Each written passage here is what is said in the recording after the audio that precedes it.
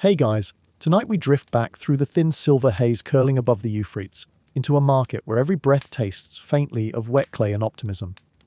You are here, sandal soles tapping the damp wooden planks of a riverside pier, half awake, half curious, and entirely unprepared for the soggy economics lesson about to splash your travel tunic. So, before you get comfortable, take a moment to like the video and subscribe, but only if you genuinely enjoy what I do here. By the way, drop a quick comment telling me where on the planet you're tuning in from, and what ungodly hour your clock claims this is. Now, dim the lights, maybe turn on a fan for that soft background hum, and let's ease into tonight's journey together. You trudge past stacked wicker baskets of barley, whose husks glimmer like dull gold in the peach-colored dawn. The year hovers around 3300 BCE. Uruk is still rubbing sleep from its monumental eyes, ziggurat silhouettes yawning against a sunrise that looks suspiciously Instagram-filtered. River mist curls between vendor stalls, turning every shouted price into a stage whisper. A grizzled merchant waves you over, palm outstretched.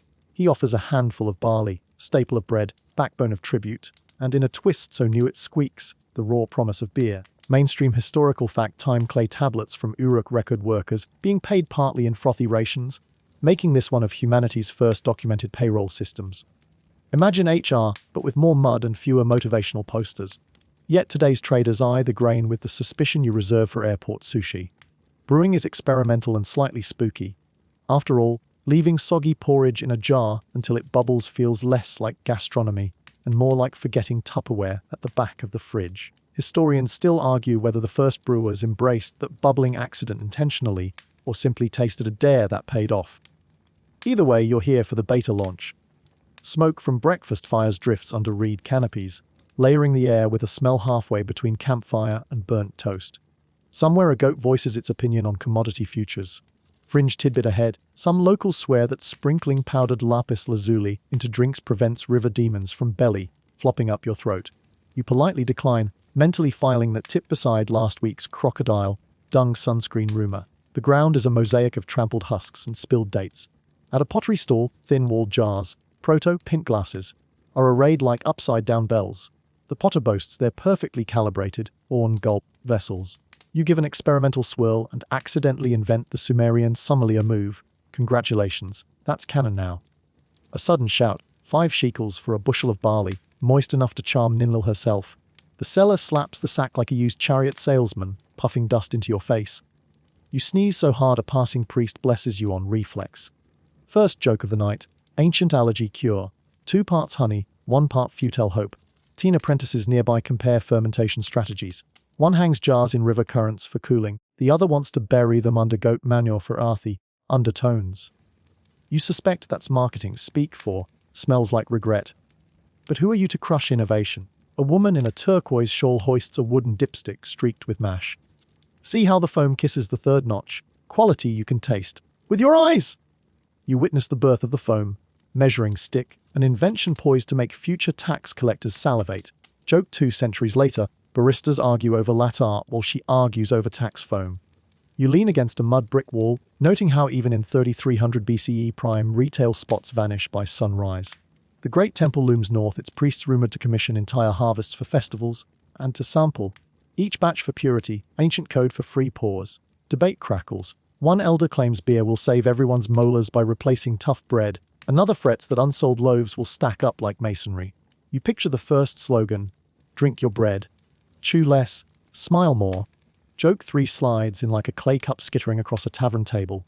A cold splash hits your ankle, somebody rinses produce with river water. Tiny fish dart away, mirroring traders who sense profit in liquefied barley.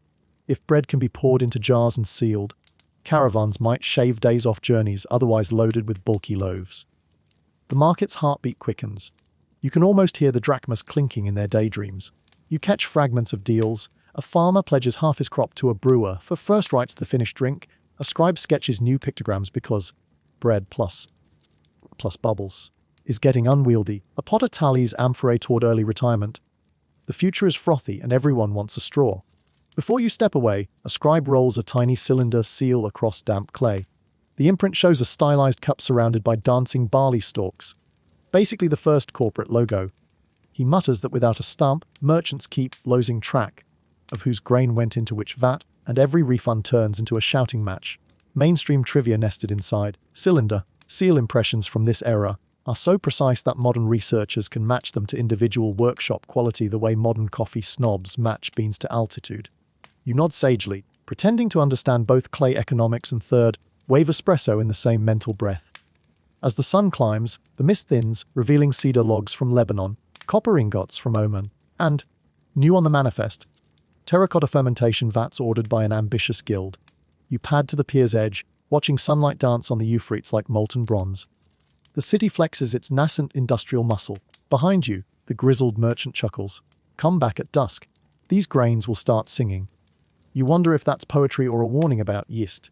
Either way, Uruk smells of wet earth and possibility. Priests murmur prayers that double as tasting notes, merchants sniff the fog for profit, and you, dear wanderer, stand at the threshold of an invention so ordinary, yet so monumental it will follow humanity all the way to neon taps and pint selfies.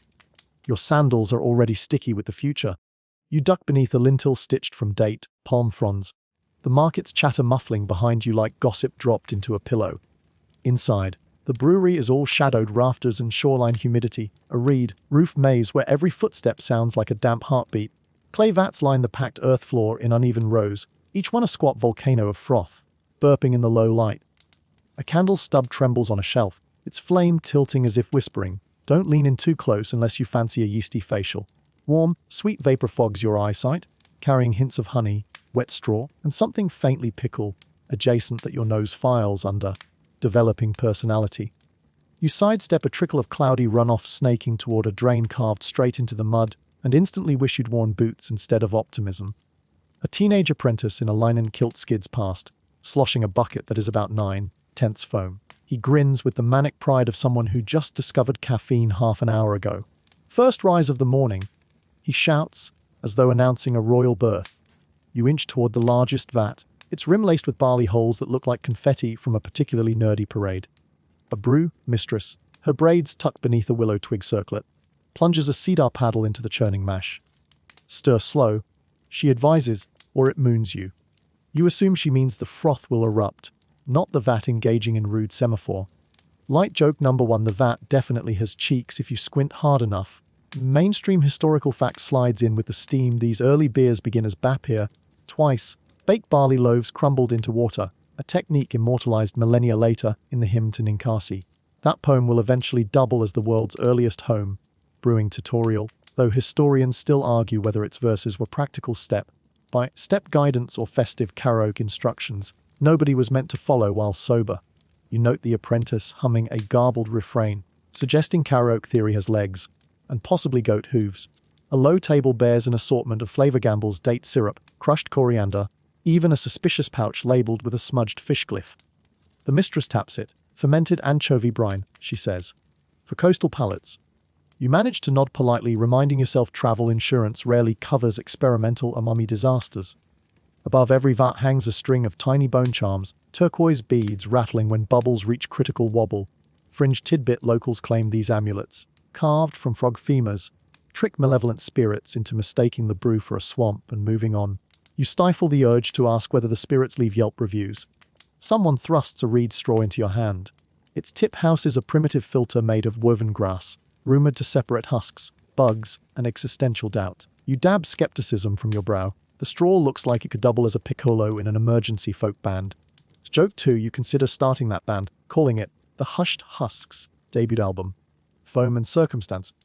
You sip. The liquid is thick, half drink, half soup, tasting like chewy bread dunked in floral honey, chased by a whisper of river wind.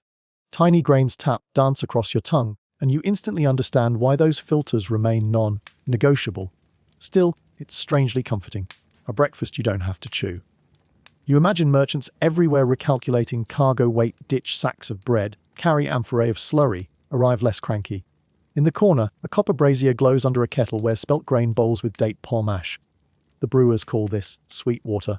A pre-starter to coax wild yeast from warm air. Mainstream fact part 2: yes, we're overachieving. Sumerians lacked the modern concept of yeast, but observed that cooled pots placed near bakery ovens fermented faster, accidentally harnessing airborne Saccharomyces centuries before Louis Pasteur gave it a Latin last name. Somewhere overhead, a reed skylight creaks open, letting a spear of sunlight slice through steam. dust motes swirl like tiny dancers auditioning for a slow motion music video. You realize time is measured here not by hourglasses but by aromas. Raw mash at dawn, sweet work by noon, tangy beer by dusk. Viewers back home set alarms, Sumerian brewers set their noses. Near the entrance, a slate of wet clay records each batch. Symbols show barley sheaves, little waves for water, and a stylized head with puffed cheeks. Apparently the emoji for fermentation success. The scribe sprinkles sand over finished lines to dry them faster, muttering about quotas. He notices you lingering and boasts this ledger will travel to the temple archives, cementing his legacy. Joke 3 edges in, you wonder if his descendants will brag that great-granddad basically invented Untapped. Conversation turns to trade. A caravan master leans on a stack of empty jars, explaining that if this liquid bread truly keeps, ships to Dilmun could swap bulky loaves for portable kegs. Imagine, he says, eyes shining, selling a meal and a drink in the same pot. Twice the profit, half the donkey drama.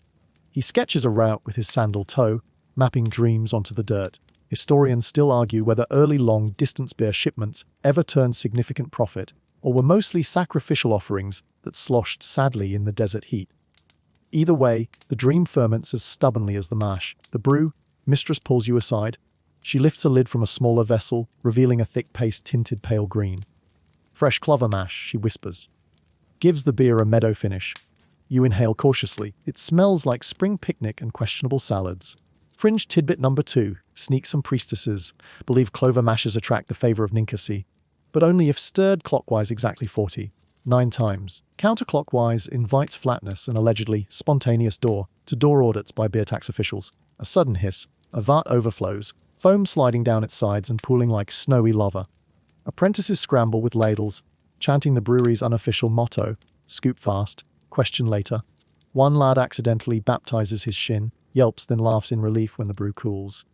You note no one wastes a drop. Stray foam is stirred into lesser batches destined for common workers' rations. Waste not, wine not. You tread farther back, where wooden racks hold discs of spent grain drying in the sun. Tomorrow they'll become cattle feed, or breakfast cakes if you're brave. Nearby stands a proto-thermometer, a hollow reed marked with charcoal rings. The apprentice demonstrates, dipping it into hot mash. Rising air pushes a tuft of thistledown upward to align with temperature marks. No mercury, no problem. You clap politely, impressed by Stone Age science, fair genius. Finally, you pause beside a window cut low into the wall. Through it, you glimpse the river glinting like hammered tin. Light breeze threads through, cooling both vat and visitor. You breathe out, and for a moment the room smells only of water, grain, and possibility, scented postcard from humanity's first happy hour. Somewhere in the haze you sense the trade routes, social rituals, and Friday night takeout orders cascading forward in time. All because someone, somewhere, was too lazy to bake bread properly and too curious to throw the mess away. Your guide nudges you toward the exit, reminding you the caravan taste tests await under that merciless noon sun. But before stepping out, you turn, letting your eyes memorize the quivering surfaces of those vats. They are primordial crystal balls, reflecting a future where beer festivals clog city parks, where microbreweries argue about hop terroir, where you might, centuries ahead, order a flight of samples without ever considering that it all began in a reed roof room that smelled faintly of pickle. You emerge into glare so bright it feels like the sun, annoyed that you left without tipping, has followed you outdoors to collect. Heat breathes up from the courtyard flagstones, and the sweet, sour perfume of fermenting mash clings to your tunic like a souvenir patch you never asked for. A half-circle of low tables stands ready, clay cups arranged in neat rows, each brimming with a different shade of murky amber. This is the grand unveiling, Uruk's first public tasting where drink graduates from mere thirst, quencher to edible experiment. A herald claps wooden blocks together. Traders, scribes, and even a bored guard or two shuffle closer, cheeks already puffed with anticipatory salivation. You pick up the nearest cup, its rim is rough, the glaze impatient. Tiny grains float, forming constellations you secretly name Barlius Major and the munchable dipstick. A cautious whiff delivers toasted oats, river mint, and the adventurous hope that your stomach insurance premiums are up to date. With the crowd leaning in, you sip. The liquid hits like lukewarm porridge partying in a honey bath. Thick, mildly sweet, flecked with barley husk confetti. You reflexively chew. Swallowing feels like nudging dough down the wrong hallway, yet it warms your chest and quiets that breakfast-free hollowness. You catch the sideways glances of fellow tasters who are also debating whether to chew openly or pretend this is totally normal beverage behavior. Joke 1. Congratulations. You've reinvented smoothie culture, but forgot the blender. Mainstream historical fact slips between sips. Archaeobotanical residue from Sumerian drinking vessels shows starch granules burst by heat, revealing beer's bread like origins and confirming that beverage calories once outperformed most salads. Modern nutritionists cringe in the distance. Meanwhile, here in the courtyard, you watch an elderly merchant prod the cup's contents with a stylus, muttering, "Less sip, more spoon." And just like that, early product feedback is born. A trio of priestesses circulate with reed straws, the same filtered wonders you met earlier, encouraging the refined method of drinking beneath the grainy crust. You oblige, slipping the straw through the floating debris and drawing a smoother pull of liquid bread.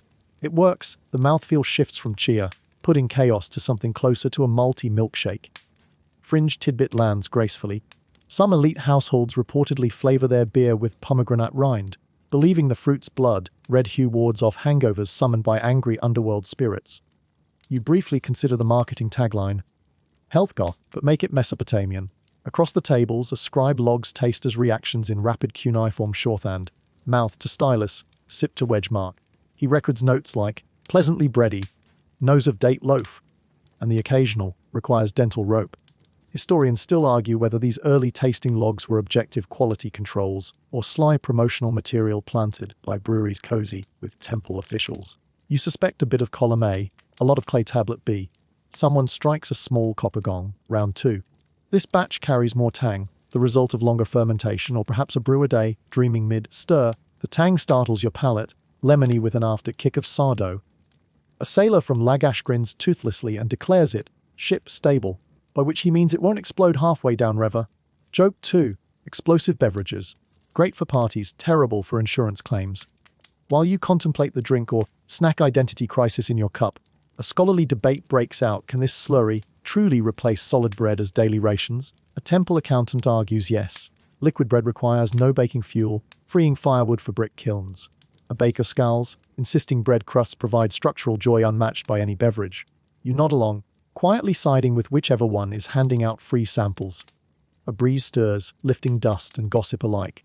You overhear a young brewer explaining that adding toasted emmer wheat lightens the body, perfect for long marches when you still need your legs. Another boasts about straining through fine sheep wool to achieve something he calls cloudless clarity, though the result in his cup still looks like swamp water on vacation. Joke 3. If that's clarity, the Euphrates must be Evian. The tasting progresses down the line. Darker pours appear, smoky from kiln-roasted grain. One sip evokes burnt almond campfire, and that time you licked a spoon left too close to charcoal. Yet you keep drinking, discovering warmth that seeps into joints stiff from dusty travel. In this moment, the difference between food and drink blurs. Nourishment becomes less about form and more about feeling calories flutter happily into your limbs. Mainstream fact number 2 swings by wearing sensible sandals in later administrative tablets. Beer is allotted in graded measures. Sela, ban. Tailored to labor intensity. Stone haulers earn the big cups, temple choristers sip the dainty ones. Hierarchy in liquid form. You watch a brick layer gleefully down his ration, foam decorating his mustache like limestone mortar. He belches a note truer than any temple hymn and salutes the scribe, who dutifully records, "Worker seems motivated." Midway through the proceedings, an artisan unfurls a palm-sized waxboard etched with a novelty marketing sketch, a smiling barley stalk doing the 2-finger peace sign above the caption, "Don't chew. Brew." The crowd chuckles, including you, though you quietly predict corporate rebranding will become its own stucco-colored beast. Fringe tidbit 2 waltzes, in under the shade of a fig tree. Some households feed toddlers watered down beer, believing bubbles tickle away colic. You watch a mother dip her finger into a diluted cup and dot her baby's lips. The infant smacks with approval, thus inaugurating humanity's first recorded kids' meal. Toward late morning, tongues loosen like tide sacks snipped open. Negotiations spark. A caravan master pledges lapis lazuli for steady casks. A baker offers surplus yeast cakes in exchange for a share of every profitable brew. You marvel at commerce bending around pallets, reshaping itself faster than clay on a potter's wheel. Beer isn't simply a drink, it's edible currency, portable bread, social grace. And here, under the punishing sun, men and women who once chewed through brick, hard loaves now lounge, sipping their meals, speculating on a future where you might buy a roof tile with a mug. You set down your final cup, tongue tingling with barley sweetness and faint hops of possibility. The actual hops won't ride in for another 2 millennia. Don't spoil the surprise. The herald bangs the blocks again, declaring the tasting a triumph. Cheerful applause puffs dust skyward. Everyone returns to their stalls, noticeably lighter on skepticism and heavier on tipsy grin. Your own limbs feel baggy, as though stitched from linen soaked in sunshine. Back at the brewer's doorway, apprentices collect empty cups, stacking them with the care of priests shelving idols. One pauses to scratch a tally mark onto the lintel. Today's consumption measured, future orders implied. You glance up at that mark, knowing whole economies will soon cling to such scratches, each line a promise of grain diverted from bread ovens to bubbling vats. As the courtyard empties, you taste the final afterthought of the beer, the echo of bread crust, the ghost of campfire smoke, the whisper of cinnamon, date pastry no one has invented yet. Your belly hums in agreeable fullness. Your mind fizzes with the realization that in this dusty economy, the definition of drink has just shifted forever, and you, lucky wanderer, were here to chew it firsthand. The courtyard's applause still echoes in your ears as a lanky scribe beckons you toward a shaded annex beside the ziggurat wall. His reed stylus bobs between his fingers like a drum major's baton, and his sandals flap with the enthusiasm of someone paid by the cymbal. You follow, brain pleasantly doy from liquid bread, while the fragrance of drying barley husks follows like a friendly stray cat. Inside, the room hums, the quiet rasp of stylus on clay, the hiss of sand sprinkled to set fresh impressions, the occasional frustrated sigh when a line wobbles off-grid. Racks of damp tablets lean against every surface, each one a biscuit-sized ledger capturing who brewed what, who drank how much, and who now owes whom a favor thicker than yesterday's mash.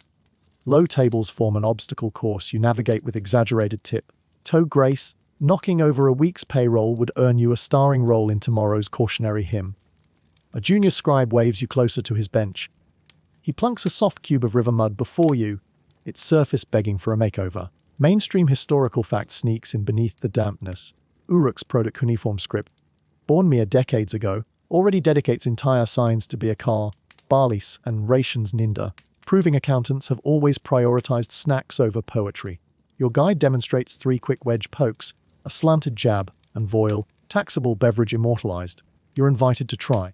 Gripping the reed stylus feels like holding a surprisingly pointy breadstick. You press too hard, the clay squelches, and the apprentice chokes back laughter. Don't worry, he mutters. The furniture budget hides worse handwriting.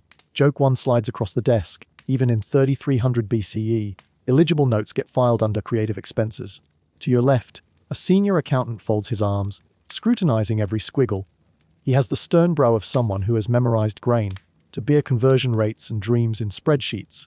Only his sheets are literal clay. He glances at your mushy attempt and stamps it with his cylinder seal anyway, a rolling masterpiece of entwined barley stalks and a dancing goat. That seal transforms your clumsy doodle into binding record, the Mesopotamian equivalent of a notarized selfie. Fringe tidbit clatters from a corner. One scribe dips his stylus in a cup of weak beer before writing, claiming the sugars hoil the imagination. You consider this ancient ink tonic mixology, half productivity hack, half happy hour, and wonder if future office workers will adopt beer bath pens. Spoiler, some absolutely will, though HR will call it a culture fit problem. The head scribe ushers you behind a reed partition where higher-level tablets cure in orderly rows. Each slab lists quantities of calf disdained for temple festivals, labor crews, or diplomatic gifts. Tally markers stacked like dominoes, 3 lines for novices, 5 for journeymen, a starburst for the priestly VIP package. Historians still argue whether these allocation tablets reflect actual distribution or aspirational quotas scribes inflated to impress the goddess Ninkasi. And not coincidentally, their supervisors. You lean closer, recognizing the tastings foam, measuring stick now codified as a tiny wedge beside volume numbers, bureaucratic proof that even bubbles can be taxed. A messenger barges in, robes flapping like startled pigeons. He slaps down a clay puck embossed with a governor's seal. Urgent revision. A caravan ran late, half a batch spoiled, and compensation must ripple through the books faster than yeast through warm wort. The head scribe nods, picks up a damp tablet, and scrapes a column smooth with a polished shell. Clay erased, story rewritten. Joke 2, behold history's first whoops. Wrong spreadsheet. Let me just backspace reality. The junior scribe points out a fresh innovation, a 2-column layout separating incoming grain and outgoing beer. He claims it saves time and thumb cramps. You praise the genius with the solemnity of someone witnessing the birth of the double entry ledger, which will one day fuel Renaissance banking and centuries beyond that in voice memes. Across the room, another apprentice experiments with dots to indicate half rations. Decimal precision destined to make future math teachers weep with gratitude. A low shelf holds rejected tablets, slumped, cracked, their marks smeared beyond recognition. The scribes call it the morgue. Fringed tidbit 2 whispers from its dusty gloom. Some potters grind these failed ledgers into grog temper for new beer jars, ensuring fiscal mistakes literally line the mugs of tomorrow's drinkers. You cringe, imagining accountants crying, "Drink up, we need the space." Around midday, sunlight slinks through a latticed window, spotlighting the room's centerpiece, the master receipt, a platter-sized tablet reserved for end-of-month reckoning. Lines of tiny wedges ripple like fish scales, each row balancing barley inflows against liquid outflows. The head scribe taps it with reverence. "Here," he says, "beer proves trust. We track every cup so no worker starves and no priest goes untoasted." He issues you a stylus inviting a ceremonial signature. You press your personal mark, an improvised swirl that might depict a slightly tipsy ibis. History, meet your newest co-conspirator. Suddenly the building vibrates with laughter. A courier bursts in, brandishing a miniature token shaped like a beer jar. He boasts it's part of a new pre-paid system. Workers can swap tokens for cups, sparing scribes from tallying each pour. Mainstream fact number 2 waltzes by. Excavated beer. Jar tokens indeed predate full writing, hinting that commerce sometimes invents objects first, literacy second. Joke 3 kicks the door. Customers can finally lose their tokens under the couch instead of their bar tabs. Outside, distant drums signal an upcoming festival. The head scribe sighs, deadlines loom. He delegates. One apprentice molds fresh tablets. Another sharpens stylus tips with obsidian flakes. You are tasked with holding a wooden board, so a newly scripted executive order dries evenly. Glamorous. While you wait, the junior sneaks you a slug of inspiration ink. That watered down beer favored by scribes. It tastes like notebook margins, papery and earnest, but the bubbles tickle your tired palate. As the clay firms, you wander the aisles of drying records. You picture future archaeologists decoding these rectangles, reconstructing today from wedged impressions of grain counts and beer allotments. They'll know how many liters a stonemason drank, how many shekels a merchant owed, how often the governor's parties exceeded the budget. They'll marvel that civilization's earliest paperwork smelled faintly of malt. And you, sweaty traveler, were here to sniff the receipts before they hardened into testament. Tablet secured, the head scribe dismisses you with a nod that balances gratitude and, "Please don't touch anything else." Back outside, heat slams into you like an oven door. Yet your mind hums with wedge marks, your fingers itch for clay's give, and your respect for ancient accountants sprouts new layers. In an age without Wi-Fi, they've built a data cloud of fired earth, one that can literally survive apocalypses, provided nobody drops it. You glance toward the brewery in the distance, picturing fresh vats bubbling, futures being etched in barley and mud. Bookkeeping, you realize, isn't just numbers, it's a fermented narrative, tangy with ambition, and occasionally prone to overflow. And as you step back onto the sun-struck street, read stylus tucked behind your ear like a souvenir quill, you can almost taste the next chapter inked in froth. The reed stylus behind your ear bobs like a metronome as you cross the temple forecourt, drawn by a low, rhythmic chant that thumps in your chest the way bass does in a modern club. Minus the cover charge and questionable neon, sunlight glints off polished river stones, but the real shimmer comes from a procession of priestesses winding toward a side doorway, cedar paddles balanced on their shoulders like ceremonial oars. Their linen gowns swish with the confidence of people who can legitimately say, "The goddess of beer is my supervisor. Talk to her if you've got complaints." You shuffle in at the tail end, trying to look as though you totally belong. Inside, the air trades the marketplace's dusty hustle for incense tangled with malt sweetness. Flickering oil lamps paint moving halos on the mud, brick walls, turning the room into a living fresco of steam and shadow. A cough of bubbles from a nearby vat greets you like an old friend clearing its throat. You bow instinctively, the vat burps back, which you decide counts as a blessing. At the center, the high brew mistress, head shaved save for a single braided coil, raises her cedar paddle. She stirs with a slow, hypnotic spiral, murmuring a verse you recognize from the hymn to Ninkasi, that half song, half recipe future scholars will analyze like it's the Rosetta Stone of hangovers. Mainstream historical fact drifts through the steam in Sumer. Brewing is predominantly women's work, and temple priestesses wield both mash paddles and economic clout, overseeing grain rations, festival supplies, and the occasional diplomatic gift basket that sloshes if you tilt it. Step closer. One acolyte whispers, her paddle doubling as guiding staff. You oblige, noting that each stir follows the lunar cycle mapped in chalk on the vat's rim. A reminder that even bubbles observe celestial deadlines. A wooden shelf nearby holds vials of date syrup, coriander and ground licorice root. Fringe tidbit float tests itself.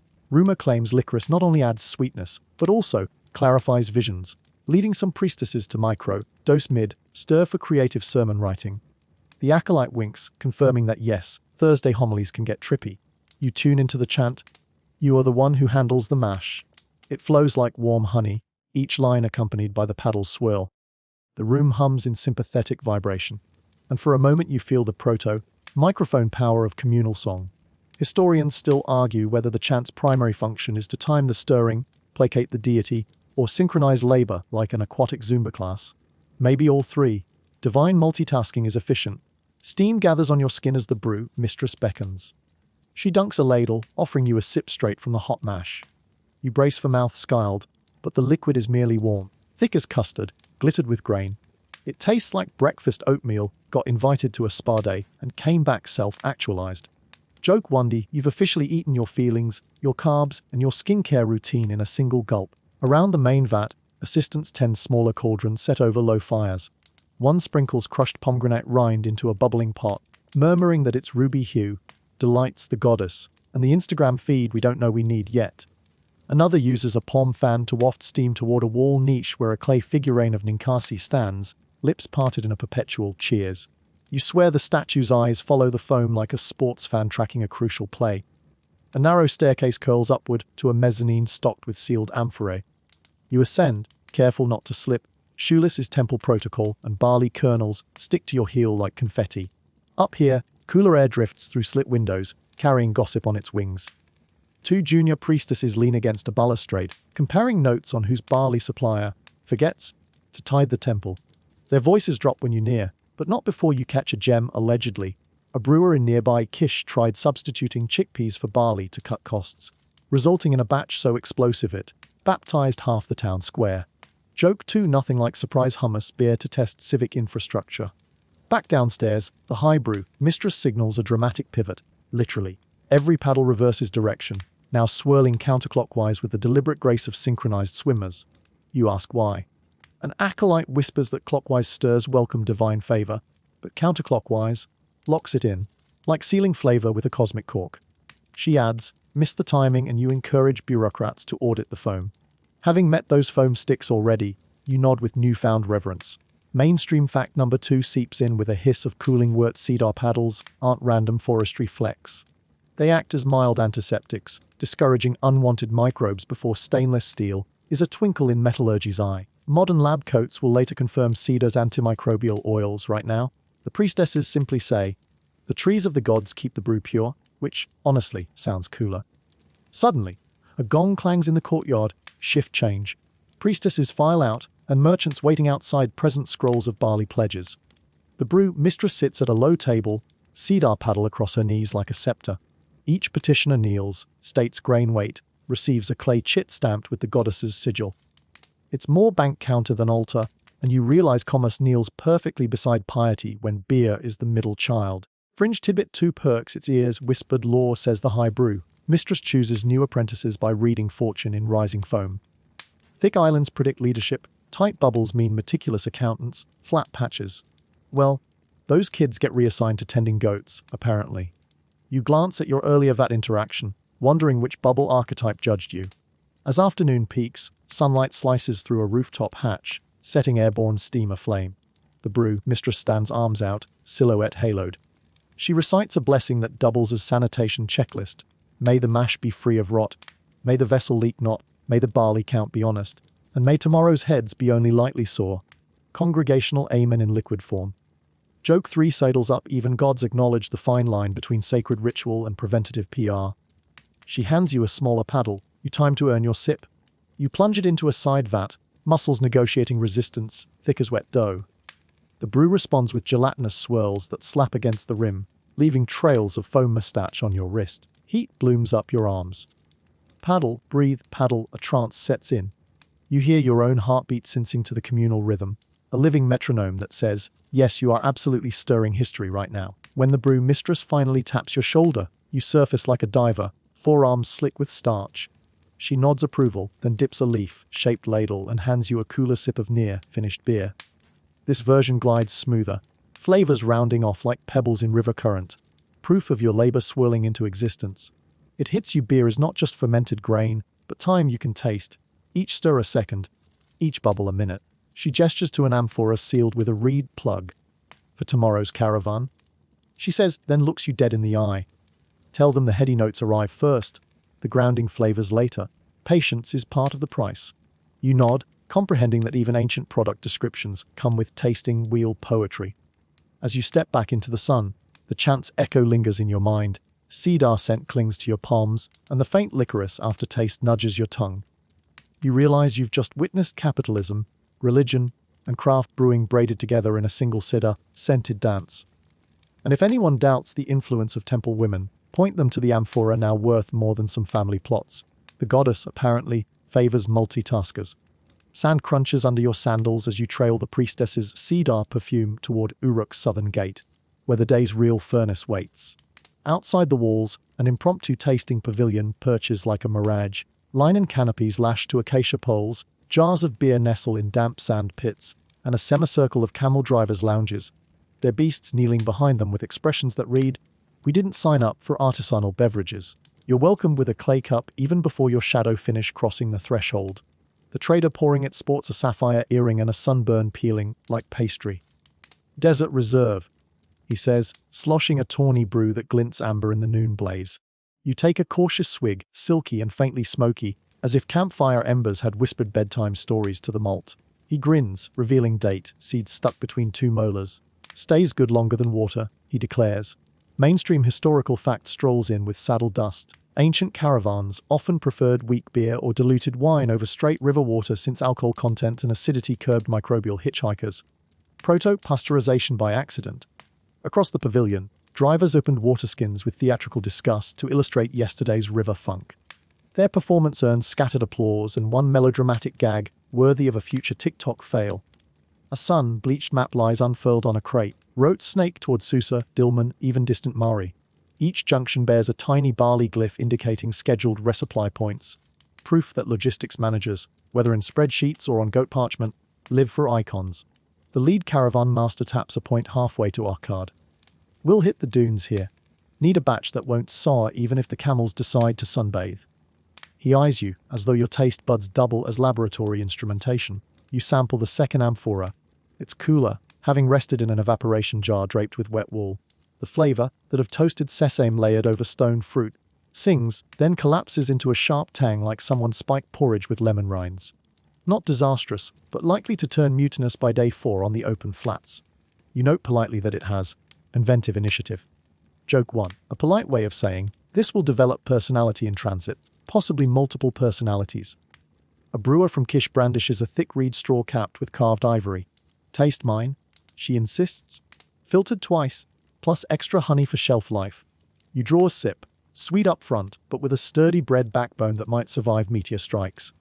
Honey's antimicrobial kick lingers, coating your throat like velvet armor. Fringe tidbit trots over some caravaneers' smear jars with date.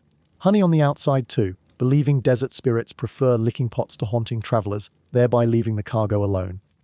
You glance at the honey, glossed jar, half expecting a ghostly tongue print. Conversation shifts to packaging. Clay jars, though sturdy, add weight. One young logistics savant unveils a goatskin prototype, light, pliable, and undeniably gamey, scented. He claims the smoky flavor meshes shockingly well with wheat beer notes. The nearest camel snorts approval or indictment. You can't tell which. Historians still argue whether leather bladders became widespread for beer transport or remained a niche oddity confined to desperate rotes. The debate rages hotter than the sand, but the trader shrugs. If the goat's already empty, why waste a good container? Heat waves quiver across the courtyard, turning distant fig trees to watercolor smears. A scribe, yesterday's foam accountant moonlighting as brand ambassador, records every verdict. He's replaced his reed pen's boring cap with a camel figurine, because marketing is timeless. You watch him scribble, batch Cise, favorable aroma, moderate chew, camel, friendly. Joke 2 on LinkedIn. This counts as a skill endorsement. As tasting rounds escalate, A camel kneels beside the honeyed jar, sniffing with haughty disdain, then sneezes directly onto your tunic. Sticky droplets spatter, leaving you smelling faintly of dessert tapas. The caravanners roar with laughter. One wise elder offers his waterskin for rinsing. You recall the earlier gagging demonstration and politely decline, deciding eau de camel is tonight's cologne. The lead master now directs a stress test. He pours sample beer into small open cups, sets them on a flat slate, and shoves the whole assembly into direct sunlight. We wait 1 hour, he says, then taste again. If it hasn't gone sour or evaporated to paste, it rides with us. The brewer from Kish looks confident. The smoky sesame guy whistles nervously. The camel still looks unimpressed. To kill time, someone unrolls a dice game using knucklebones, wagering sips of the least favorite batch. Your hazy brain jumps aboard. You lose the first round and must down a swallow of experimental chickpea draft. Remember the hummus explosion gossip? It tastes like beanie regret. You can practically hear the foam sticks clattering in bureaucratic horror. Joke 3 congratulations, you've discovered falafel frappé, a trend thankfully doomed to extinction. A ripple of excitement interrupts the dice as a pair of runners appears, carrying sealed jars wrapped in damp reeds. The temple's official contributions blessed just hours ago. Word travels faster than yeast. These are rumored to contain clover, mashed meadow notes, courtesy of your earlier paddle session. Pride tingles myopic on your tongue. The jars are cracked open, and floral aromas waft out like breezes through spring grass. You sip, greeted by gentle sweetness and a crisp finish that dodges the thick chew typical of barley stouts. Even the grouchy camel inches forward to sniff. Mainstream fact number 2: darts in archaeologists analyzing vessel residues often detect floral compounds. Chamomile, mint, clover, implying ancient brewers understood botanical stabilization centuries before modern chemists defined dry hopping. Here on the blazing apron of the desert, that knowledge translates to a beer whispering cool evening breezes. The caravan master nods.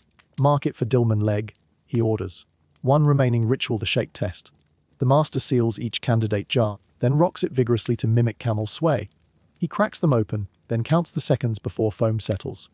Less than 5, too volatile, more than 15, likely flabby by arrival. The clover, mash passes at a respectable 9. Honey, boosted wheat clocks 10.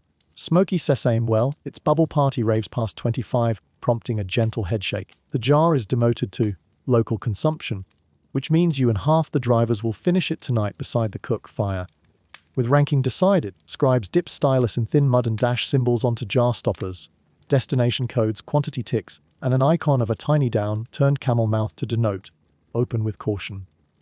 The temple jars receive an extra stamp of cross paddles, signifying divine oversight, and by extension, expense receipts nobody will dare question. Fringe tidbit 2 winks in like a dust. Devil-seasoned merchants believe naming camels after favorite beers ensures smooth passage. You're introduced to Kuff, a dun-colored matriarch bearing the mellow vibe of a living armchair. Her handler claims Kof, never spits if you toast her before loading. You oblige with the last of your chickpea misery, pouring a symbolic splash before her feet. Sniffs, appears satisfied, and promptly deposits a diplomatic offering on your sandal. Shadows lengthen, sample cups now host sun-baked crust. The scorch test reveals survivors: honey, wheat, desert reserve, clover, mash, meadow evening, and the utilitarian barley standard nicknamed bricklayer's brunch. Carriers lash jars into wicker panniers draped with damp reed mats, ancient evaporative coolers powered by camel steps. The lead master calls for a final round of toasts. Clay cups clink, foam catches sunset's gold. You raise your vessel, silent vow threading the moment. May these fragile jars cross dune and canyon, trading stories for shekels, and may each sip remind some distant drinker of Uruk's steaming vats and cedar-wielding priestesses. The liquid slides down your throat with a taste of pride and dust and possibility. Camels groan upright. Drivers adjust headscarves. The caravan nudges onto the road, jangling like a moving tavern. You watch until silhouettes blur with the horizon, each sway of Kuf, hump rocking a jar of your afternoon's handiwork. Somewhere down those sandy arteries, commerce and culture will entwine like grapevines on barley stalks, and a mug lifted in Dilmun will carry the echo of your paddle stirring foam under temple rafters.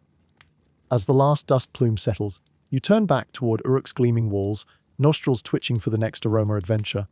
Maybe river sediment, maybe rival happy hours. But for now, the taste of sun, tested beer coats your memory like amber lacquer. It whispers that durability isn't simply lasting the journey, it's arriving delicious enough to tell the tale. You follow the drumbeat of thirst back toward the Euphrates. its banks now buzzing with twilight chores. Fishers mend nets, children chase reed boats, and brewers, those eternal opportunists, set up stalls along the quay to lure sweaty laborers offloading limestone blocks. A new aroma greets you, wet silt mixed with roasted grain, a combo that smells oddly like someone seasoned oatmeal with river-bayed exfoliant. Your feet stop at the first stall. A rosy-cheeked vendor dips a ladle into what looks like perfectly good beer, then, without warning, stirs the sludge at the bottom and hands you the cup. Suspicion tingles, but politeness overrides. You sip and instantly crunch. The river announces its presence with a gritty fireworks display between your molars. You attempt nonchalant chewing, the vendor beams, assuming delight. Joke 1, congratulations, you've ordered the chunky style. Coughing politely, you ask if perhaps this batch skipped a filter. He shrugs. Filters clog, and time is silver. His neighbor overhears and barks, yeah, but broken teeth cost gold. A crowd gathers, turning your unfortunate mouthful into tonight's debate club. Mainstream historical fact sails in like a reed boat. Archaeological digs uncover ceramic strainers attached to spouted jugs, proving many Sumerians valued sediment-free pours. But speedy street vendors sometimes preferred quantity over clarity, especially when daylight faded and customers' standards sank faster than a slate tablet in mud. An apprentice hustles up with a basket of reed straws, each tip wrapped in woven horsehair. Lettuce tech, he crows. Traps sand, let's flavor. You test one, discovering the coarse fibers snag grains mid-suck, upgrading the drink from sandstorm to gentle dune. Not perfect, but your molars rejoice. Fringe Tidbit joins the party. Elite priests rumoredly weave gold threads into their straws, claiming the metal sweetens the brew, while mostly flexing their temple budget. Side, bets spark among dock workers. Who can finish a full cup of unfiltered river-kissed beer quickest? Wagers clink. Copper rings, a polished scarab button, even a promise of 3 goat hairs apparently valuable in upholstery. Contestants line up, cheeks puffed like frogs. The first chugs valiantly but sputters when a pebble kisses his uvula. The second squeezes eyes shut and powers through, earning a roar of approval and, inevitably, several impolite nicknames about his iron throat. You decline to compete, still flossing silt from your gum line. Joke 2. Dental coverage in 3300 BCE is just, hope you die of something else first. A lanky tinkerer unveils his answer to mouth, wrecking sediment a small basket of linen squares coated in sticky pine resin. He drapes one over a jar mouth, pours and hands out astonishingly clear beer. Cheers erupt, he bows like a court magician. You notice, though, that pine lends a faint turpentine note. Historians still argue whether resin-lined cloths were widespread filtration tools, or niche hacks confined to tinkerers chasing side hustles. The debate will rage as long as resin fumes tickle nostrils. Across the quay, a brewer from Lagash demonstrates triple rack settling. He fills 3 shallow dishes stacked on slanted racks. As beer trickles from top to bottom, gravity arrests grains. The final dish pours virtually grit-free, though slower than an ox lecture. Impatient customers groan. The brewer shrugs. Good things crawl to those who wait. You suspect the slogan won't fit on a shingle. Someone proposes a grand filtration face-off, resin cloth versus triple, rack versus horsehair straw. Judges random civilians, including you, agree to sit blind. Cups are shuffled. You taste sample A crisp, faint pine. Sample BI velvety, almost creamy, no crunch but subtle staleness from sitting too long. Sample CA lively, mildly sandy yet honorably full-bodied. Tallies are chalked on a river rock. Resin cloth wins for clarity, triple rack for flavor, horsehair for affordability. The crowd argues which matters most, proving focus groups predate PowerPoint. A moon-white heron swoops low, startling revelers. In the hush, an elderly ferryman pipes up with a fringe tidbit too. Legends claim tossing a silver bead into fermenting jars coaxes silt to cling to metal, ensuring brighter beer. He jingles his pouch, empty. Someone jokes we could sacrifice a copper toenail instead, laughter shingles across the water. Joke 3, a penny for your clarity, a toenail for your troubles. Meanwhile, the vendor who gifted you grit sees an opportunity. He announces a new side. Bet every unfiltered cup finished earns a tally stone. Whoever collects the fewest grains on their tongue wins a free pour of the fancy pine. Filtered batch. Tongues stick out, already speckled. You opt out. Tourist teeth aren't covered by temple insurance, but you do volunteer as auditor, having witnessed foam sticks and clay ledgers. Your ruling visible pebbles count double, unknown crunchy surprises triple. The game devolves into comedic gags, symphonies, and heroic throat clearings. One dock worker performs a celebratory jig mid-gulp, showering onlookers with barley shrapnel like a living champagne bottle. A scribe. You recognize the camel, pen cap, document statistics for some future tavern trivia scroll. Mainstream fact number 2 drifts by in the lantern glove. Later Babylonian tablets prescribe adding beaten egg whites to fermenting beer. As the proteins coagulate, they drag particles to the bottom. Early findings technology. Tonight's crowd lacks eggs, but compensates with grit. Tempered bravado. You share that tidbit. Reactions vary from impressed nods to comedic retches at the thought of breakfast beer. As wagers settle, Pinecloth champion by unanimous tooth count, the tinkerer passes you a folded linen square for the road. You thank him, noting sap already gluing your fingertips. Sticky, but worth future molar safety. To test it, you ladle one last cup, strain it, and watch moonlight shine through, uninterrupted. It tastes like victory. Cleaner body malt singing truer and not a single crunch. River sediment still swirls in the shallows, but not in your grin. The quay quiets. Bets paid, cheeks rinsed in river water, stories born. A pair of youths skip slate stones, each splash echoing earlier grit collisions in your mouth. You pocket a particularly smooth pebble as souvenir, proof that even the river's abrasive kiss can polish wonder. Night wind carries distant chants from temple rooftops, reminding you of cedar paddles and clover foam. Behind you, vendors douse torches, securing jars under nets to deter fish, loving thieves, yes, that's apparently a thing. You head inland, resin, filter folded like a secret map, gums finally free of gravel. Tonight taught you that innovation often springs not from grand philosophy, but simple annoyance. One gritty sip spawning Lenin ingenuity, gravity contraptions, and a small economy of wagers. Tomorrow, those ideas may travel on Kof, hump, turning Dillman palates into connoisseurs of clarity, and if priests weave gold lungs into their straws, well, that's just blingy proof that progress sparkles differently for everyone. The next evening finds you lounging on a reed, woven chaise in a gilded banquet courtyard halfway between Lagos and Kish. A diplomatic no man's land set aside expressly for what the cuneiform program bills as friendly comparative tastings. Translation: open bar, closed fists, at least until the 6th cup. Lamps of polished obsidian cast honeyed light over mosaic floors, and every stone seems to whisper, "Stay civil, folks, these tiles are expensive." Courtiers trickle in dressed like walking resource, spreadsheets Kish nobles flaunt copper necklaces from Oman, while Lagash elites parade linen so fine it could double as cloud theft.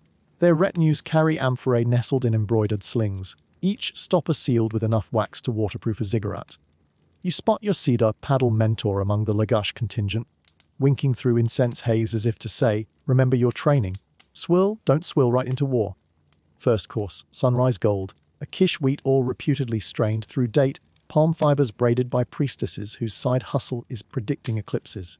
The cup arrives cooler than political small talk. You sip flavors of honeycomb and dried apricot pirouette across your tongue, finishing with an after kiss of pepper. The Lagash table applauds politely, right hand only, to keep their left poised over their own corks like gunslingers itching for the draw. Mainstream historical fact slides between the rounds. Both states indeed issue daily beer rations. About 2 liters for laborers in Lagash, slightly less in Kish. Evidence scribbled on payroll tablets now archived in British basements. Those figures fed rival boasts that their workforce built more with fewer hangovers. Joke one somewhere a Mesopotamian HR manager is polishing a PowerPoint slide titled Productivity per Pint. Not to be outfoamed, Lagash unveils Cedar Twilight, the clover kiss batch you stirred 2 nights ago. Foam puffs high like a Lenin turban, the aroma of meadow and resin floats into tense nostrils. Delegates from Kish lean in, sniff once, then accidentally purr. You catch it, they catch you catching it, everyone pretends it didn't happen. Cups clink. Sips follow. Breaths exhale in unified satisfaction, and shoulders drop a socially acceptable millimeter. A flute band cues gentle melodies designed to keep pulses low. Still, rivalry creeps out in subtle metrics. Who holds their cup by the base, Kish etiquette, versus by the rim, Lagash flared? Whose foam collapses slowest? Whose clay stamp boasts the most barley stalks? You can almost see the scoreboard hovering overhead. Team Wheat versus Team Barley season finale. Fringe tidbit saunters in wearing cobalt sandals. Kish mixologists supposedly add ground lapis lazuli to certain festival beers, producing a faint blue sheen under torchlight. Tonight they've brought a demo bottle. When uncorked, the liquid glows like twilight through glacier ice. A hush settles, broken only by one Lagash noble muttering, "Pretty, but can you hang a bricklayer on that?" Joke 2 arrives with impeccable timing sure. It's Smurf juice until the gout kicks in. You sample blue lapis lazuli. The gemstone grit is thankfully filtered, leaving a crisp mineral bite that tingles like static on the tongue. Delicious. Debatable. Hypnotic. Absolutely. Historians still argue whether lapis, tinted brews served medicinal, ceremonial, or pure marketing purposes, much like modern cocktails garnished with entire flaming pineapples. To level the spectacle, Lagash counters with a performance pour, 7 Spice Siege Stout. A server trails a whispering incense wand over each cup, infusing foam with traces of coriander, cumin, dill mint, mustard seed, and suspiciously unnamed seventh. The aroma drapes itself around your senses, savory, herbaceous, heavy as velvet in July. Sip, and you're transported to a spice bazaar at high noon. Rich malt anchors the palate while herbal sparks pop like festival fireworks. Kish delegates nod impressed despite themselves. Round 3 turns interactive. Rival treasurers present foam, measuring sticks. Remember those tax rulers, and wager prestige on whose beer achieves ideal rise and settle timing. Kish's sunrise gold peaks at finger, width foam before subsiding at the count of 9. Respectable. Lagash's cedar twilight crests higher then settles at 11. An audible low. Treasurers smirk behind their beards, each certain the goddess prefers their numeric sweet spot. You, neutral bystander, adopt the universal diplomat's expression polite enthusiasm plus plausible ignorance. A servant distributes reed slips smeared with sweet fig paste. Palate cleansers disguised as snacks. While you chew, you overhear 2 junior scribes calculating whether swapping recipe secrets might yield mutual profit. One jokes about a cross, city eye pie, international pictogram owl. The other deadpans that they'd need a longer clay tablet just for the acronym's foam tax. You nearly snort fig paste, definitely counts as joke 3. Torchlight deepens the courtyard palette to amber and indigo. Musicians pivot to slower modes, coaxing conversation into confessional territory. Lagash governor's envoy admits admiration for Kish irrigation canals. Kish commander confesses his masons envy Lagash limestone quality. Liquid honesty flows where treaties crawl. You witness politics softening under barley diplomacy, the way starch gelatinizes under gentle heat. Mainstream fact number 2 unfurls tablets from the later Code of Namu prescribed fines payable in beer for minor offenses, showcasing how thoroughly Suds lubricated legal as well as social gears. Tonight's elites joke, half serious, about settling border grazing disputes with barrels instead of spears. One suggests a tavern placed exactly on the disputed line, profits split 50-50. Heads nod, cups refill, foam becomes calculus. Another platter arrives, roasted locusts glazed with date syrup, perfect with the spice stout. Conversation drifts to culinary pairings. Kish claims barley lagers complement smoked carp. Lagash retorts that wheat owls court grilled lamb. A culinary arms race ignites, culminating in mutual agreement that chickpea beer pairs only with regret. Call back to your falafel frappe fiasco. The blue lapis batch returns for final votes. Delegates cast clay tokens into amphorae carved with city seals, star for Kish, crescent for Lagash. You're handed 1 token dented like a chewed pebble, somebody's stress habit. On impulse, you drop it into the lapis vessel, awarding innovation points for risk, if not practicality. Tallies reveal a nail. Biter Lagash edges Kish by a single token in flavor, but Kish sweeps presentation. An elder pronounces the evening a shared triumph, because nobody wants war over barley metrics, especially this late at night. Fringe tidbit 2 sneaks through the closing ceremonies, rumor that any leftover diplomacy beer gets mixed into temple mortar to bless new construction. You picture future walls infused with foam fossils, holding echoes of tonight's uneasy friendship. Final toasts rise. You lift cedar twilight, noticing how its meadow aroma feels cooler in midnight air. Cups tilt, suds vanish. For a heartbeat, rivalry sleeps. In that silence you recognize beer's sly power, equal parts bridge and bargaining chip. Not peace in our time, perhaps, but peace until breakfast, and sometimes that's enough to scribble history's dateline 1 day further. Lanterns gutter low. Delegations disperse, swaying like clay jars on camelback. As you step onto the walkway, 2 scribes from opposite camps trade stylus tips, small, sharp promises to correspond about grain strains. Somewhere beyond the palms, crocodile, dung sunscreen jokes the night you into a smirk, a reminder that even absurdities connect across borders. You inhale, tasting on your breath the mingled afterglow of honey, apricot wheat, cedar crisp stout, and a hint of gemstone dust, pleasingly metallic but manageable in small doses. Feet light, body lulled, mind amused, you wander off, thinking that tomorrow's politics might hinge less on treaties than on whose brewer masters foam's perfect timetable. You suspect both cities will keep you around to moderate, assuming you survive the experimental flights scheduled for dawn. Morning barges through your eyelids with the subtlety of a palace decree trumpets from the city gate blast a scale that could wake mummies still on the drawing board. You shuffle outside, tongue pasty with remnants of gemstone lager, to find Uruk's streets already thrumming with bureaucratic fervor. Today is levy day, when the barley to beer tax is assessed, and every drop of foam is suddenly worth its height in silver. At the central square, rows of amphorae stand at nervous attention like recruits awaiting inspection. Officials in bleached linen tunics circulate, armed with infamous foam, measuring sticks, those reed staffs notched in finger widths. Their tips glisten with yesterday's dried suds, proof that some people actually take work home. Mainstream historical fact marches in. Administrative tablets from the 3rd dynasty of Ur enumerate beer duties by standard foam height, demonstrating that taxation once literally rose and fell on bubbles. You linger near the Brewing Guild's stall, pretending to admire a display jar while secretly eavesdropping on strategy. Guildmaster Zulla, eyes bloodshot but calculating, whispers orders to apprentices, pour steady, cut the head early, polish the rim. We pay tax on what they see, not what we know. A wink follows. You nod back, conspiratorially stroking the resin-coated linen filter folded in your belt pouch. Inspection begins. An official, let's call him Foam Warden number 1, plants his stick in the first jar. Bubbles lap just below the 3rd notch. He scowls and scribbles a figure on his clay tablet. The brewer winces. That extra notch equals a week's wages for 2 bricklayers. Joke 1. Nothing says good morning, like realizing your head has been taxed both literally and figuratively. You edge closer to Zala's amphora. Apprentices execute their plan, skimming excess foam with reed paddles and flicking it onto the cobbles, where opportunistic dogs lap it up and promptly stumble sideways. Foam Warden number 2 ambles over. He inserts the stick, notes a modest 2-notch rise, and grunts approval. Silver rings clink into a collection bowl. The guild breathes. Your turn to assist arrives when Zola thrusts a wooden ladle at you. Stir gently. Keep the head asleep. You swirl with surgical calm. Recalling temple lessons, clockwise invites favor, counterclockwise seals it. Hear those directions instead woo or repel inspectors. You move the ladle in slow figure 8s, coaxing foam into a lazy froth no higher than a sigh. The stick drops in, registers a single notch. A miracle. Zola mouths, lunch is on me.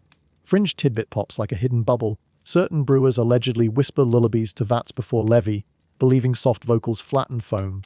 One apprentice hums what sounds suspiciously like a lullaby to a clay pot. The inspector nearby cocks an eyebrow, but records the measurement anyway. Next row tavern keepers less organized than Zola. They try bribery, slipping the warden a honey-filled date here, a discreet copper there. He pockets snacks, but the stick remains impartial wood. One unlucky jar erupts mid-measure, geysering suds onto the official's sandals. Gasp ripple. The warden shakes his foot dry and levies a punitive surcharge. Double tax for public soiling of governmental footwear. Bureaucracy, it seems, comes with laundry clauses. Joke 2. Never anger a man who can monetize your spillage.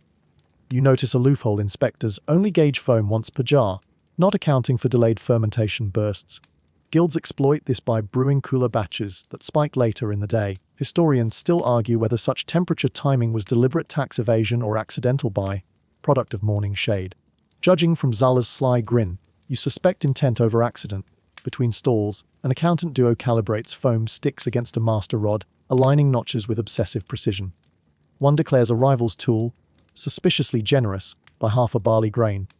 They summon an arbiter, whose solution is to split the difference and create a new average, classic compromise that nobody likes but everyone pays for. Midway through proceedings, a drumroll signals royal inspection. A governor's envoy strides in, carrying a platinum-capped super stick rumored to be calibrated by astronomy and ego. He heads straight for temple-sanctioned jars, yours among them. Sweat beads on your brow like runaway condensate. You silently deploy every flattening trick micro, stirs, soft exhale across the surface, even a whispered lullaby fragment. Hish, little barley, don't you foam. The platinum stick descends. Foam kisses the first notch, wavers, thinks about ambition, then sighs back into the liquid. The envoy nods, satisfied, perhaps secretly disappointed he can't wield the surcharge hammer. He stamps a clay seal featuring the goddess Ninkasi raising a cup. Tax paid in full, divine approval bestowed. Relief courses through the guild like fresh wort. Just when celebration threatens to unwind discipline, a shout erupts 2 rows over. A barrel of experimental chickpea brood, you thought that menace had died, has exploded, flinging froth onto inspectors and bystanders alike. Pandemonium. Foam wardens scramble, robes dripping, notches meaningless. In the chaos, you spot Zala gesturing. Now's the moment to slip surplus jars past the levy gate. Carrying an amphora, you weave through the bubbly battlefield. Inspectors, blinded by legume sludge, wave you on, assuming tax cleared. You duck under a vendor awning, set the jar beside 5 others already smuggled, and cover them with a reed mat. Success. Joke 3. Black market beer running. Because every civilization needs its own prohibition. Eventually order returns, fines assessed, tempers cooled by hastily distributed honey cakes. The exploded chickpea brewer is sentenced to supply construction crews free drinks for a month. Cruel and unusual given their feedback. Meanwhile, surplus jars wait safely in Zala's cart, ready for evening tavern traffic. Mainstream fact number 2. Strolls through the aftermath. Later Babylonian recipes include directives to skim foam at specific lunar phases, hinting tax avoidance became ritualized into brewing calendars. You watch scribes updating tablets, adding notations about eruption risk, and skimming protocols, compliance documents masquerading as sacred procedure. As sun tilts west, inspectors pack their sticks, counting today's silver haul with smug arithmetic. Brewers exhale. Some toast surviving the froth gauntlet, others plot improvements for next month. Cooler cellars, faster skimming paddles, maybe lullabies in minor keys. You hand Zala the resin filter as a token, suggesting it could double as foam blanket. His eyes sparkle like yeast under a microscope. Walking away, you contemplate the absurdity of a world where bubbles dictate taxation, where lullabies suppress revenue spikes, and where one well-timed explosion can derail fiscal oversight long enough for petty smuggling. Yet in those frothy margins, ingenuity thrives. New tools, new tunes, new loopholes. Taxes may be inevitable, but so, apparently, is creative evasion. You reach the river wall and lean out, watching foam from the chickpea disaster drift downstream. Untaxed, unbothered, free at last. A gull swoops, beak open, probably regretting it 5 seconds later. The sunset paints the water gold, reminding you that everything, grain, foam, even rule books, shifts under the right light. Night drapes Uruk in velvet just as temple braziers flare to life, turning mud, brick walls, ochre and casting doorways into inviting mouths of shadow. You drift toward the grand courtyard, still buzzing from Levy Day's foam theatrics, when a chorus of conch horns announces the feast of plenty. An all-night thank you bash for whichever gods kept the barley from molding and the inspectors from noticing smuggled jars. Inside, rows of low tables overflow with clay cups, steaming platters of honey, glazed carp, and pyramids of date cakes shiny with sesame oil. Incense curls in slow spirals overhead, like the room is exhaling prayers and gossip in the same breath. A priest waves you over, eyes bright enough to light a fuse. Come, celebrate devotion. He purrs. Test your memory of the hymns before beer edits the verses. You chuckle, mentally queuing up the chorus you half remember from your paddle, stirring days. A pair of acolytes circulate with reed jugs decorated in alternating bands of lapis blue and cedar brown. A diplomatic nod to last night's city, state-tasting truce. You accept a pour of each. The cedar kissed oil smells like a meadow picnic at dawn. The lapis lager flashes an electric hint of mineral. Mixing them in your mouth feels like hosting a rock concert for your taste buds. The after-party on your uvula sends RSVP regrets to tomorrow morning. Joke 1. Divine worship sometimes tastes like licking museum jewelry, but in a good way. Mainstream historical fact strolls up to the buffet table. Temple archives record that on major feast days, priests consumed up to 10 sile of beer each, around 10 modern liters. Technically an offering shared with the gods through very human throats. You watch a senior priest knock back a cup the size of a toddler's sandal, then belt out the opening line of the hymn to Ninkasi, voice wobbling somewhere between reverence and karaoke. At your elbow, a scribe sprinkles crushed coriander into his cup, while murmuring that spice opens the ear canals of divinity. Fringe tidbit rises on tiptoe. Certain stargazing monks insist coriander infused beer sharpens dream visions, while others claim it merely repels temple mice. The jury, rodent or cosmic, remains silent. A procession enters bearing platters topped with sculpted barley loaves shaped like ziggurats. Worshippers break off chunks, dunk them into communal bowls of warm, half-fermented mash. Liquid bread meeting solid bread in an infinite carb recursion. Foam clings to beards, a sudsy hallow for anyone leaning too close. You dunk, bite, and experience a flavor that whispers cinnamon, then slaps with tang. Your brain files it under fermentation in progress. Check back later. Across the table, 2 priestesses trade ghost stories that start pious and end tipsy. One swears the goddess once manifested as a swirl of foam to scold a brewer for skimming too much tax. The other counters with a tale of divine hiccups that rattled amphorae for 3 nights. Historians still argue whether such yarns served as genuine theology or after-hours quality control disguised as parable. Either way, you sip along, noticing each story grows another exaggeration with every refill. Musicians pluck lyres while a young storyteller climbs onto an upturned barrel. She launches into The Hangover of Gilgamesh, an unofficial sequel where the hero quests for the mythical cure, all soup after a mead binge with Enkidu. Lata bricks the air. When she mimes Gilgamesh shielding his eyes from the first sunrise, the crowd howls, perhaps remembering their own personal epoch of regret. Joke 2 literary canon expands tonight, lubricated by barley and selective amnesia. An offertory moment pauses the revelry. A golden bowl circulates, and each guest pours a finger of beer back to the gods, whispering wishes into the vapor. You watch the bowl smoke with offerings, cedar twilight, honey wheat, even a token splash of the cursed chickpea brews, quickly muffled by a priest who mutters, "Let the underworld test that one." Offerings tipped. The bowl is carried to a side altar, where flame licks them skyward, proof that divinity enjoys cocktails on the rocks, provided the rocks are incandescent charcoal. Returning to your bench, you notice the lapis jug has migrated to a circle of particularly animated priests. They pass cups rapid fire like children testing a toy. One insists gemstone beer cures melancholy, another bets it merely colors vomit a regal azure. You step away before live demos manifest. Mainstream fact number 2 ambles in. Toga slipping old Babylonian medical texts later prescribe Ornhalf, ban of strong beer, for stomach ailments, hinting that hangover science started as self-experimentation at feasts much like this. Your own gut, pleasantly warm now, sends back a tentative thumbs up, but advises water soon. An acolyte taps your shoulder, brandishing a clay whistle. Foam flute, she explains, placing it atop her cup. She blows, bubbles dance into perfect rings that drift across the courtyard, popping against guests' cheeks. Fringe tidbit 2, some festivals judged brewing quality by bubble shape. Round meant favor, elongated promised rain. Tonight, rings float true, though skeptics mutter about whistle technique. Mid-feast, tables pivot to storytelling contests. Categories, oldest barley myth, funniest tax dodge, and most coveted, the divine hangover tale. You're roped in as a judge, your outsider status deemed impartial. Contestant 1 recounts how a novice once snuck leftover feast beer into temple lamps, causing flames to burp bluish bubbles. His punchline lands warm but wobbly. Contestant 2 describes waking to find clay tablets scribbled in reverse. He blames a vengeful foam spirit rewriting accounts. Laughter erupts. You award him extra points for bureaucratic trade. Contestant 3 dramatizes Ninkasi herself staggering into a well to cool her temples, thereby inventing flavored water. Crowd favorite. You declare a tie, mostly to avoid riot. Joke 3 democracy in action. Everyone wins, nobody remembers. Hours slip. Lamps dim low, shadows stretch like yawns. Some guests doze against pillars, cups tilted in slack fingers. Temple servants nudge stragglers towards straw mattresses laid inside chambers. A courtesy dubbed worshipper containment, saving worshippers from stumbling into the holy reflecting pool. You accept their hospitality, though first you pour a final half cup, leaning over the rim to whisper, "May tomorrow's head be kind." The foam winks back, noncommittal.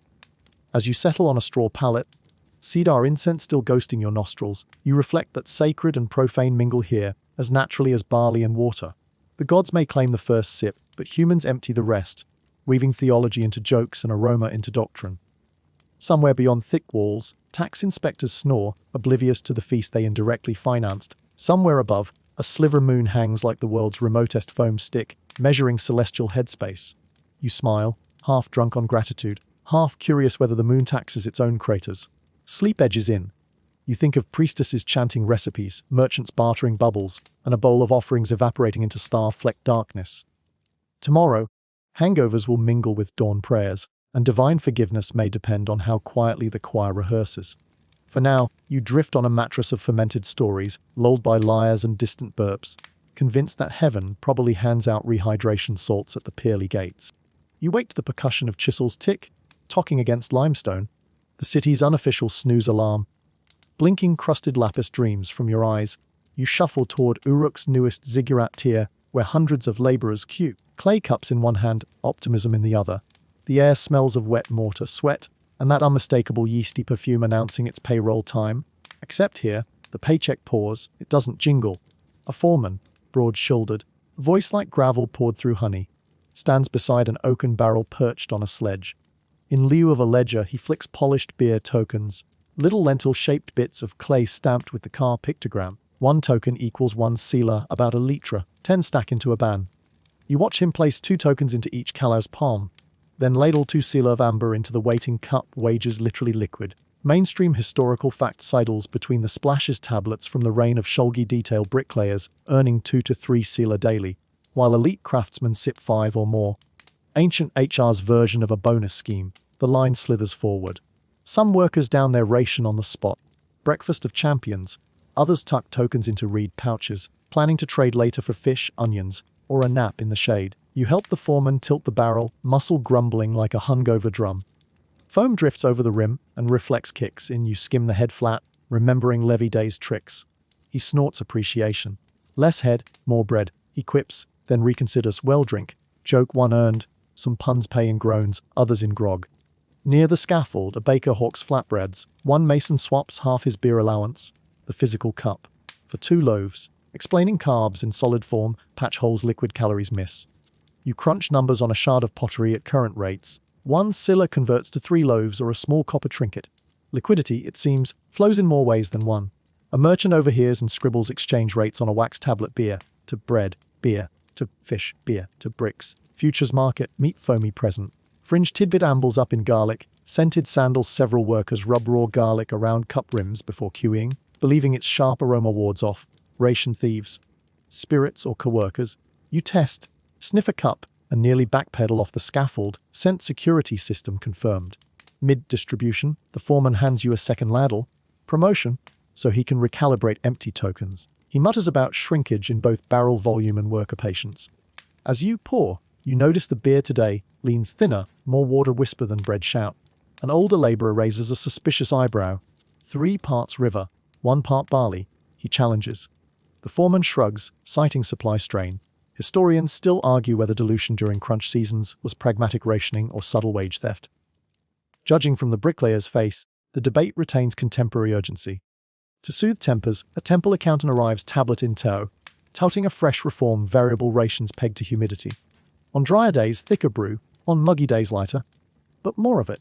Bricklayers exchange looks that say, nice theory, professor, now lift a block. You quietly admire the accountant's attempt to index labor liquidity to climate. Proto, weather derivatives, minus the umbrellas. As cups continue to fill, you run informal calculations. 2 scylla equals roughly 900 calories, enough to fuel 6 hours of hauling bricks. Add 1 barley cake at noon, maybe a date handful, and you've got a balanced meal if your definition of balanced is, doesn't faint by sunset. Joke 2, the paleo diet pales next to. Allo. Grain straight to the glycogen vaults. Soon the soundscape shifts, slurps soften, chisels regain tempo, bricks hike skyward. You follow a crew toward a shady alcove where they trade leftover tokens. 1 swaps for a bronze chisel tip, another buys goat cheese slivers, a third accumulates 6 tokens, planning to splurge at the River Tavern for his child's naming day. Tokens click in his hand like ceramic dominoes, proof that wages you can clink, or sip, also slip swiftly through fingers. Curiosity nudges you to the temporary market set up beside scaffolds. There a savvy brewer sells, advance pay. Hand a tomorrow's empty token, receive beer now, interest payable as an extra half sealer next week. Workers queue, some rationalizing they'll build faster with fluid motivation. An on-site scribal intern takes notes, eyes shining at the birth of high liquidity micro loans. You foresee entire accounting tablets devoted to interest in yeast. Yet murmurs bubble, the diluted brew tastes weak, morale droops. A plasterer speculates loud enough for echoes. If barley runs scarce, will they pay us in nothing but river? That draws the foreman's glare. He counters by popping a cork on a hidden amphora. Undiluted, honey, savory, reserved for productivity bonuses. He pours a finger into each complainer's cup. Spirits rise, chisels resume their rhythmic percussion. Behavioral economics 119, small incentives, large compliance. Mainstream fact number 2 raises its stylus. Later codes stipulate separate beer grades. Strong, ordinary, and weak, each tied to labor tiers. Today's scene foreshadows that stratification, diluting the base wage while dangling stronger suds as reward spurs efficiency at minimal grain cost. Capitalism will one day call it performance pay. The foreman just calls it smart barrel management. As afternoon heat thickens, you wander up a ramp to survey the half-finished ziggurat. From top, workers swirl like ants, cups glittering in sunbursts. Tokens swap hands, foam flex fleck tunics, and somewhere a lute plinks a work stride rhythm. You realize beer isn't merely wage, it's lubricant for community, store of value, and morale booster served at exactly the point fatigue threatens craft. Liquidity quite literally keeps the bricks flowing. A shadow beside you, Zola the guildmaster, inspecting mortar quality. He eyes the thin midday brew and sighs. 1 silver titan's barley thins. He mutters. Then, brightening, he tells you of an experiment. compressing concentrated beer into chewy paste bars for moonlight shifts. Less volume, same kick, he winks. Fringe tidbit 2 unlocked. Early prototypes reportedly attracted every ant in a 3-block radius, turning the night crew into reluctant pest wranglers. Sun dips west, the foreman rings dismissal on a bronze disc. Workers drain cups, some storing last sips to barter on the way home. Empty tokens clatter into baskets for tomorrow's reissue. Recycled trust in ceramic mini form. You help roll the barrel aside, a thin slosh remains. The foreman fills 2 cups, one for him, one for you, and toasts. May tomorrow's brew rise as steady as these walls. You clink, tasting watered barley, sweat salt, and resilience. Joke 3 tequila may build bad decisions, but beer literally builds real estate. As dusk paints the ziggurat blush orange, you stroll away counting the day's mental ledger, cups ladled, calories dispensed, tokens traded, grievances soothed. Beer here is paycheck, bond, complaint hotline, and motivational poster distilled into foam. Whether diluted or strong, each sip anchors a promise between worker and overseer. Stack this brick, haul that stone, and the next mouthful waits. Civilization, you realize, is part barley, part mortar, and largely trust that tomorrow's barrel will not run dry. Daybreak smells of camel sweat and parchment ink as you trot beside a cart rumbling toward the neutral isthmus of Mashkan Shapir. 3 city, state's favorite spot to argue about irrigation ditches without actually getting their sandals wet. 2 emissaries ride up front, stately Nama from Uruk, sporting a beard terraced like a ziggurat, and brisk Aluni from Lagash, eyes sharp enough to debone a sturgeon. Between them sway 6 sealed amphorae nestled in padded straw. The cargo, liquid persuasion, vintage, please don't sack my suburbs. Your job, cupbearer of impartiality, Nama declares, handing you a cedar dipper and a smile that says tipping is encouraged. You take your post atop the cart, rehearsing etiquette, pour steadily, compliment aromas, avoid comparing anyone's brew to chickpea fiascos unless you crave exile. By mid-morning, the convoy crests a ridge revealing tents flapping like oversized moth wings. Banners of Kish, Lagash, and Uruk stripe the clearing. Spearmen lounge at spear point ease, comparing blade polish. You smell tension braided with campfire smoke, plus the comforting biscuit scent of barley malt warming in the sun. Mainstream historical fact strolls out of a scroll. Clay correspondence from the city of Mari mentions 40 jars of fine beer, sent ahead of peace talks, confirming diplomats figured out centuries ago that treaties digest better when soaked in alcohol. First order, gift exchange. Aluni steps forward, cracking an amphora of cedar twilight, the clover nodal you helped refine under temple rafters.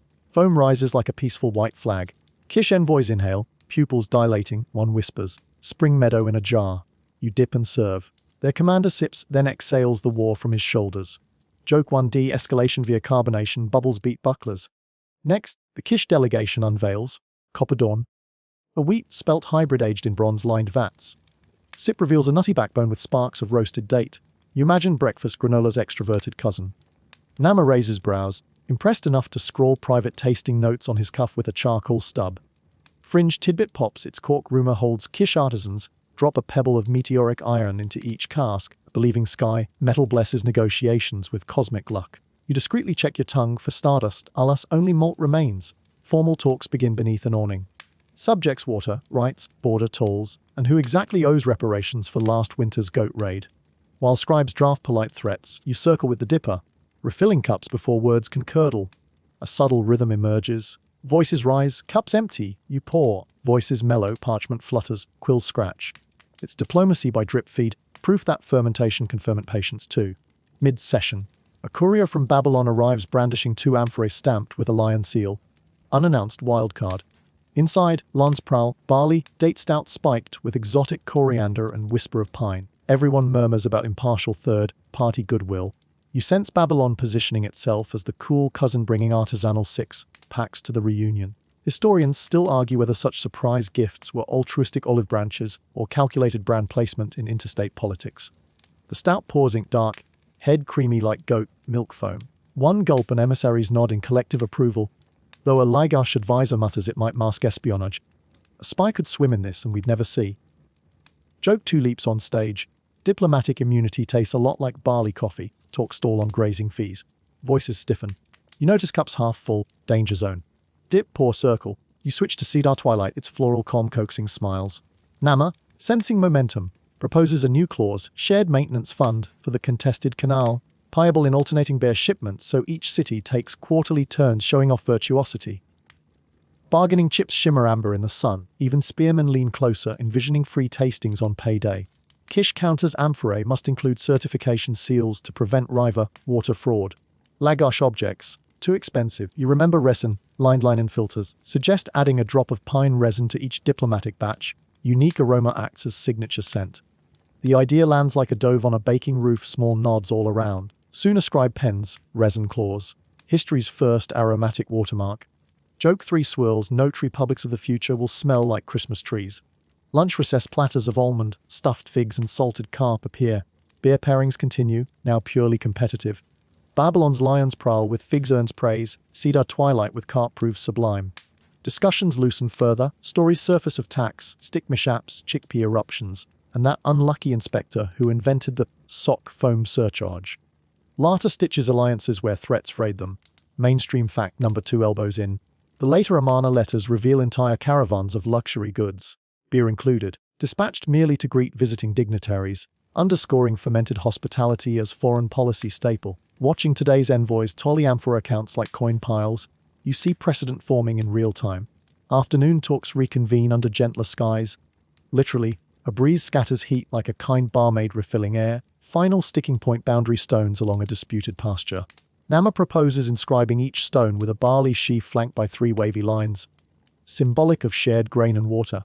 Lagash insists on adding a cup icon. Kish wants a goat. Compromise goat holding a cup atop waves and barley. Graphic designed by committee, but adorable. Scribes finalize tablets, clay still damp. Seals press, squelch withdraw. Agreements cured, spearmen sheath spears. The lead emissaries clasp wrists, each smelling faintly of coriander and cedar. You're handed a commemorative token. Goat cup emblem on one side, car pictogram on the other. Proof you've poured peace one ladle at a time. As tents dismantle, surplus beer is divvied for the road. You snag a flask of copper dawn, tucking it beside your resin filter. Souvenirs of statesmanship. Iluni claps your back. You've got a diplomat's hand, he says. Steady pour, steady pulse. You resist mentioning tremors masked by practice. Accept the compliment like a medal that sloshes. The convoy home travels lighter, tension traded for treaty tablets and half-emptied amphora. Sunset gilds the cart tracks, liquid gemstones refracting inside glassy puddles where barrels leak to farewell sip. You imagine future historians decoding today's clay, debating whether peace came from reason or barley blooms. You know the answer both, braided like twine around an amphora neck. Passing a milestone, you pour a splash of lion's prowl onto the dust for spirits of the road. Foam soaks in quickly, leaving only the scent of coriander and possibility. Night settles, insects sing, and you ride on, cradling the dipper like a scepter of sudsy da tenti, convinced that somewhere deep in the cosmic tavern, the goddess Ninkasi toasts your nimble wrist. The first hint that something is horribly off arrives as a hiss, soft, almost polite, curling up from the brewery's back room long before dawn. You're there delivering a loony's thank, you amphora, bleary-eyed but smug in diplomatic afterglow, when the air suddenly prickles like a cat's fur before lightning. A yeasty tang sharpens into sharp vinegar, and the floor vibrates beneath your sandals. Exactly 0 pleasant things start this way. You sprint toward the commotion, nearly colliding with an apprentice who's sprinting the opposite direction, arms windmilling, hair slicked flat by sweat and... Wait, is that porridge? He shrieks, Batch 9's alive. Before disappearing down the hall, you keep going because curiosity outranks survival in your CV. Inside the vat room, chaos blooms. A cedar paddle lies snapped on the floor, its blessed antimicrobial oils no match for the violent boil frothing over vat 9. Think volcano, but instead of lava it spews reddish, brown mash studded with half-dissolved barley loaves. Steam cloaks the rafters, droplets splatter walls in sticky constellations, an avant-garde mural nobody ordered. You cough, eyes watering, and somewhere in the haze someone yells, plug the spout, plug the spout. 2 apprentices wrestle a clay bung the size of a toddler, trying to cap the overflow tube. Each time they shove, foam pressure pops it out like a cork on festival night.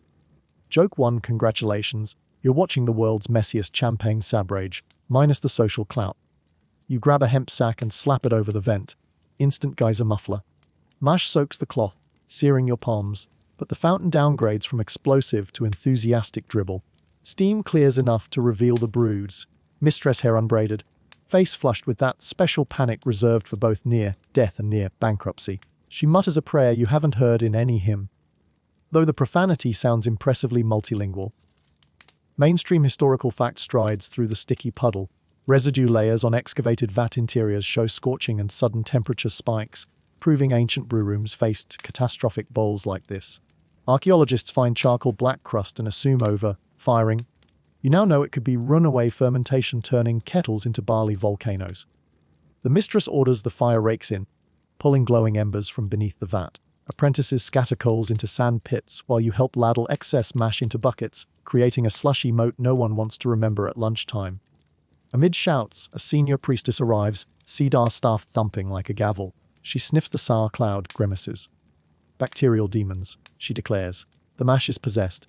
Fringe tidbit floats in temple lore says if beer goes rogue, you must bury a clay figurine of a howling dog at the brewhouse threshold to lure evil spirits away. Someone dashes off to fetch pottery and a shovel. You suggest practical science, cool the mash faster, but receive blank looks. Cooling coils are a few millennia shy of invention. Instead, you coordinate bucket brigades, directing workers to pour whey, thin runoff into shallow trays outside where night air can sap its fury. Hissed curses accompany every splash. Foam slides across the courtyard like runaway bread dough hunting ankles. Suddenly the floorboards groan. Vat 9 shifts, wooden hoops creaking under swollen staves. You recall resin cloth filters and have a half-baked idea. Stretch one over the vat mouth to tamp bubbles. The mistress nods. You scramble up the ladder, resin-lined linen in hand, and drape it over the churning surface. Pine scent collides with saw mash, pine, gar-bread candle, patent pending. But the foam finally retreats, sullen, like a kid caught graffitiing palace walls. With the crisis stabilized, trade begins. Good beer, salvage into amphorae, ruined sludge, shovel into troghs for tomorrow's pig feed. One apprentice suggests distilling the saw runoff into vinegar for pickles. Another gags at the smell and volunteers it instead as mortar additive. Saw concrete might deter mice. Historians still argue whether spoiled batches were always discarded or creatively repurposed. Tablets note, sawed beer rations. For prisoners and low-rank laborers, hinting austerity plus recycling equals early sustainability. Inventory time. The mistress inspects charred paddle shards, sighs, then jots numbers onto a wax board. Grain lost, wood ruined, wages owed for cleanup. You help tally, realizing this single vat's failure erases a week of profit and at least 3 bribes for tomorrow's inspectors. Economic fragility smells like burnt malt and regret. Cue gallows humor. An apprentice pens a reed label on the vat, chickpeas revenge. Batch 9. Everyone groans, you laugh harder than propriety permits. Joke 2, when disaster strikes, always blame the legumes. They can't sue for defamation. Cleanup reveals the incident's culprit. A cracked roof tile let rainwater drip overnight, diluting the mash and chilling it just enough for wild sour bacteria to throw a rave. Someone mutters, should have paid the bricklayers in stronger beer. You mentally tag that as systems, thinking 1-on-1. Invest upstream or drown downstream. Dawn melts into early light. Exhausted crew slumps against walls, shirts plastered to skin. Priestesses return with the dog figurine, now buried at the threshold, tail facing outward to scare spirits away. They sprinkle coriander smoke around the room, because if faith can't fix science, maybe aromatherapy can. Fringe tidbit 2, coriander not only masks sour stench but contains antimicrobial linalool, accidental germ warfare courtesy of kitchen spices. Finally, the mistress pours surviving cedar twilight into cups for everyone. Quality control, morale boost, and apology in one. The foam settles angelically, unmarred by demon bacteria. You sip, palate relieved to escape the apocalypse flavor profile. She raises her cup. May our next mistake be smaller, or at least funnier. Joke 3 obtains fail big once, or fail small thrice. It's all the same hangover. You stagger outside where dawn paints the Euphrates blush pink. Steam rises from trays of cooling sour mash, and pigeons peck curiously before recoiling offended. You chuckle, so even birds have standards. The ruined batch will likely become livestock feed. Dog figurines will proliferate, and the roof will finally get fixed, because now there's a cautionary tale involving molten porridge and bruised egos. Walking back toward the market, you reflect that progress often emerges from catastrophe. Stronger hoops, tighter roofs, resin lids on standby.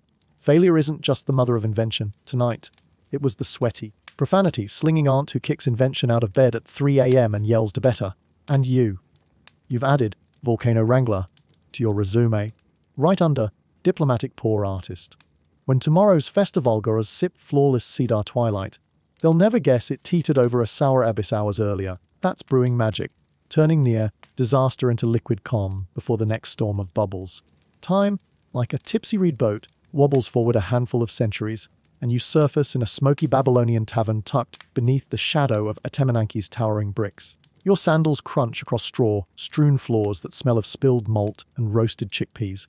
Apparently that culinary mistake never quite died. Oil lamps flicker against walls plastered with clay plaques advertising classic Sumerian pour, just like Grandma stirred. You grin, suspecting Grandma would roll over in her ibis-embossed coffin. You find a seat on a bench polished silky by generations of restless hips. The table bears knife, scratched graffiti barley stalk doodles, crude hearts pierced by foam sticks, and an admonition. Chew before you sue. A pot-bellied barkeep in a copper-nosed ring slaps down a cylindrical mug whose sides taper like ziggurat tears. How's special? He bellows. Ancient recipe, unchanged since Uruk. You raise an eyebrow, remembering your own paddle sessions, but curiosity outranks snark. First sip chewy but not tooth-threatening, sweetened with carob and perfumed faintly by coriander. It's pleasant, though you detect the modern Babylonian twist. An extra boil lending clarity unheard of in your Uruk days.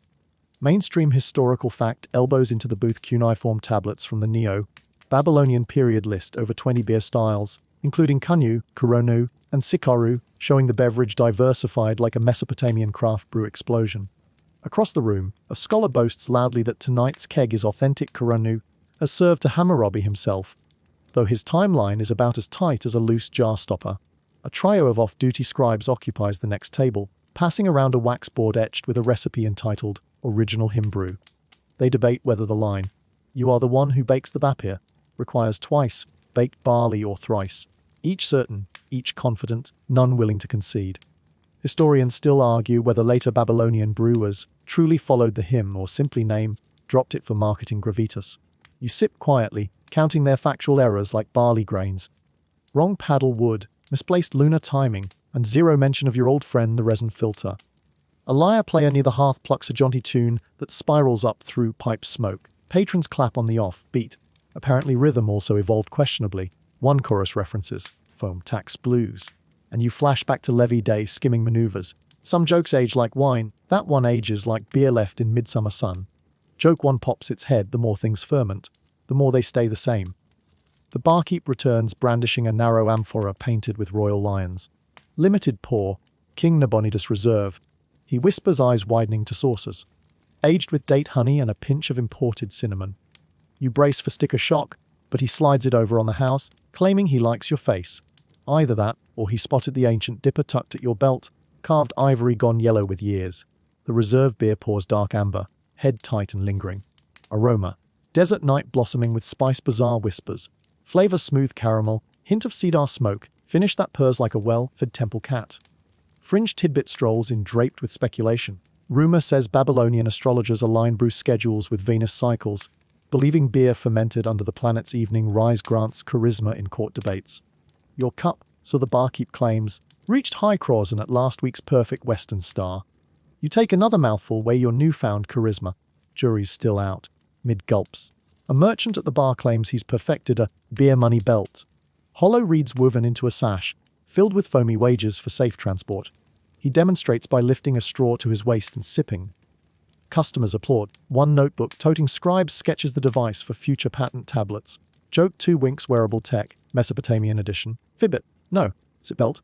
Conversation pivots to politics.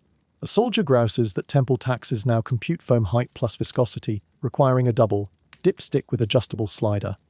You recall single, notch scams of old and nearly spit your Nabonidus pour in laughter. Another patron boasts his cousin beat the tax by chanting an anti-foam incantation, learned from a traveling magus. You lean in, eager. But it's just humming low and tapping the barrel thrice, essentially the lullaby trick you pioneered. Heritage credit. None. You toast the irony. A serving girl deposits a platter of fried leek cakes. Perfect palate buffer. She remarks that some customers ask for gluten-free barley, a request she fields with the straight face of someone paid in tips. You marvel civilization advances, but dietary fads persist longer than empires. Musical interlude hushes chatter, a storyteller rises, unfurls a cloth scroll painted with scenes of Gilgamesh and Enkidu hosting the gods for a beer tasting. The tale features Gilgamesh ranking brews on clay tablets, awarding foam laurels. He pronounces a chickpea brew, fit only for the scorpion men. Call back to your nightmare batch. The crowd roars. Joke 3 leaps folklore may embellish, but the review remains savage. Mid-story, lightning cracks outside, rain pelting baked streets. A patron frets the storm will ruin tonight's open, air mash cooling at his rooftop microbrewery. Another shrugs, citing sacrificial dog figurines to ward off bacterial demons. Ancient tech you personally field tested. You raise brows, he grins, claiming his figurines now come in sets of 3. Premium tree cannon protection! Marketing marches on. Mainstream fact number 2 strolls past carrying an umbrella. Babylonian legal text record set prices for standard, fine, and export beer, plus penalties for watering down royal allotments. Proof state oversight matured alongside flavor profiles. The barkeep complains that inspectors now wield hydrometers fashioned from blown glass, looking like dragonfly eggs, bobbing in sample jars. You picture foam stick bureaucrats reincarnated with new toys. Progress wrapped around old obsessions. Rain eases. Patrons drift doorward, some slipping amphorae into reed satchels, others adjusting sip belts. You finish your Nabonidus pour, savoring cedar afterglow. The barkeep asks for feedback. You rave about balanced spice and sly honey hum, then suggest a resin, lined linen for brighter aroma. He blinks. Never heard of it. You sketch the filter on a shard. He studies it like a treasure map. Who knows? Tomorrow Babylon might buzz about pine, kissed, clarity, the Uruk method, forgetting entirely who scribbled the diagram. As lamps sputter, you step onto rain-washed cobbles. Itamanunki looms, wet bricks gleaming like glazed biscuits. You realize every sip tonight carried whispers from your Uruk Dawn's cedar paddles. Foam rulers, clover mashers, and chickpea disasters echoed in confident misquotes. Recipes mutate, myths tangle, but the pour continues, half-truth and full flavor swirling in each clay mug. You walk, thoughts foamy yet clear. Legacy isn't the story told right. It's the story repeated wrong but loving enough to last. Somewhere behind you, a scribe insists thrice, baked barley cures melancholy, another corrects him to 4. You smile, letting their debate fade into drizzle. Content the goddess Ninkasi still laughs louder than historians footnoting from the sidelines. The years spool forward like barley husks swirling down a river current, and you, ever-curious traveler, surf the wake all the way to a stainless, steel brewhouse in the 21st century. Fluorescent lights hum overhead, replacing torch, glow, touchscreen panels blink where cedar paddles once steered destiny, yet that warm, bready perfume rising from the mash tun feels uncannily familiar, as if Uruk's Reed Roof Brewery simply upgraded its Wi-Fi. You slip on safety goggles, modern priestly regalia, and peer into a kettle big enough to park 2 camels abreast. A brewer in a hop-patterned hoodie explains that today's batch is a hazy double IPA boosted with cryo, hops, liquid bread for the influencer age. You chuckle, remembering when bread literally crumbled into jars for Bappa. Mainstream historical fact materializes in a carbon, steel sheen. The 1516 Bavarian Reinheitsgebot codified beer's core ingredients. Water, malt hops, continuing the bureaucratic love affair with foam regulation you first witnessed under Sumerian tax sticks. Different century, same urge to legislate bubbles. He hands you a tasting glass. The beer glows sunrise orange, flecked with protein haze that would make an Uruk filter merchant drool. First sip detonates citrus, pine, and a sneaky malt sweetness. Complex, yet you still catch the echo of barley mash under temple rafters. Ferment at 68 degrees Fahrenheit. The brewer says, tapping a graph on his tablet. You nod sagely. You once eyeballed fermentation by sniffing steam and listening for rogue pops. Historians still argue whether the modern craft, beer boom stems from genuine palate evolution or cleverly branded nostalgia chasing purity myths older than bronze. Around the taproom, patrons Instagram their pints, digital foam sticks measuring head height in pixels and likes. One influencer records a slow motion pour hashtags for liquid heritage. Another sports a tea, shirt reading, Ninkasi is my homegirl. Quirky tidbit saunters past wearing neon. A Chicago microbrewery recently revived a Sumerian-style Groot flavored with date syrup and coriander. Sold in amphora, shape cans you open with a clay pop. You grin, ancient gimmicks, modern ring pull. Outback sacks of malt arrive on forklifts instead of donkey carts. QR codes replace clay seals, but the logistics dance remains grain in, word out ledgers balanced. You remember levy day and ask about taxes. The brewer rolls his eyes. Today's excise is pegged to alcohol by volume, monitored by laser hydrometers that make Babylon's dragonfly eggs look quaint. Joke 1 bubbles up. Technology changes. Accountants never blink. He guides you to the cellar, where steel conicals gurgle like polite thunder. Temperature probes glint. Glycol jackets hug tanks in cold consolation. High-tech lullabies replacing your whispered anti-foam chants. Yet yeast here, as in Uruk, remains the capricious deity pamper it, monitor pH, and still it might stage a VAT9 performance art. A laptop screen flashes ferment curves. The brewer confesses a hidden sour tank exploded last month. We buried a dog plushie at the doorway afterward. He laughs. Joke 2. Plushy prophylactics, OSHA approved. The tour ends at a flight board sporting Pilsner, stout, sour, and hard seltzer, because even gods bend to market trends. You sip each, tracing ancestral threads. Pilsner's crisp clarity owes gratitude to that resin-lined cloth. Stout's roast recalls Cedar Twilight's gentle smoke. Sour ale tastes like controlled versions of chickpeas' revenge. Mainstream fact number 2 clicks as you read a plaque. Louis Pasteur's 1876 discovery of yeast microbiology finally explained what Sumerians sensed but never saw. Fermentation as a microscopic war waged in every vat. You tip your glass in silent salute to invisible militias. Evening settles. Neon signs flicker barley gold. You sit at the bar, penning tasting notes on a digital tablet that autosaves to a cloud more permanent than fired clay. Nearby, a startup founder pitches blockchain beer tokens, redeemable for limited releases. Echoes of wage chips clinking in bricklayers' palms millennia ago. Joke 3. Decentralize the pint, centralize the hangover. Glancing through plate, glass windows, you spot a delivery truck emblazoned with a goat hoisting a cup over wavy lines. The treaty icon you helped design now moonlights as a craft beer logo. History loops, brands it, sells it chilled. Historians still argue whether commercialization cheapens heritage or keeps it deliciously alive. You sip, weigh arguments, decide flavor makes a persuasive thesis. The bartender wipes condensation rings, modern foam ghosts, while overhead speakers play a synth wave remix of the hymn to Ninkasi. Patrons hum along, clueless that they're chanting a 500-year-old recipe. You imagine Uruk merchants' time, traveling, wide-eyed at tap lists longer than caravan manifests, gobsmacked that their experimental slurry evolved into global pastime, billion-dollar industry, and social icebreaker from Alaska to Zanzibar. They would likely ask 2 questions. How strong is it? And what's the foam tax? You raise your final glass, golden and glowing, and whisper toward its head, here's to cedar paddles, foam sticks, lullabies, chickpea tragedies, dog figurines, diplomatic pause, and every scribe who ever etched car into clay. Their bubbles migrate through centuries, resurfacing in every hiss of a can, every tilt of a pint, every karaoke hymn disguised as a bar anthem. May the river mist of Uruk forever color the condensation on modern glass. Set down the glass, friend, and feel the hum of the brewhouse fade into a softer, slower rhythm, like distant waves nudging a moonlit shore. Cool night air flows past the stainless vessels, carrying a faint perfume of barley and citrus that thins with each unhurried breath. Lights dim, screams snooze, the hiss of fermenters levels to a kitten's purr. You step outside where the parking lot glistens in quiet puddles, reflections rippling beneath street lamps. Imagine those puddles as tiny mirrors to the Euphrates, their calm surfaces smoothing over the day's lively fizz. A breeze brushes your cheek, cedar, if you let memory color it, and the echo of ancient chants drifts just beyond hearing, syllables drawn long and low like a lullaby for the sky.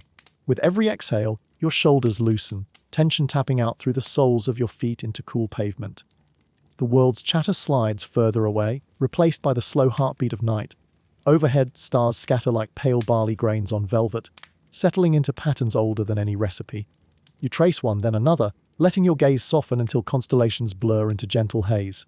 Thoughts settle too, like mash cooling in wide trays. Heavy questions sink first, then lighter curiosities until only a clear surface remains, still open, ready for rest. In that clarity you sense gratitude pooled quietly, a small, warm sip for the journey behind you and the dreams ahead. Take one last easy breath, feel lids grow comfortably heavy, and know the ancient river keeps flowing, its faint, rhythmic lap promising safe passage through the night. Sleep leans close, whispering, may tomorrow's dawn rise smooth, may your cup never tip.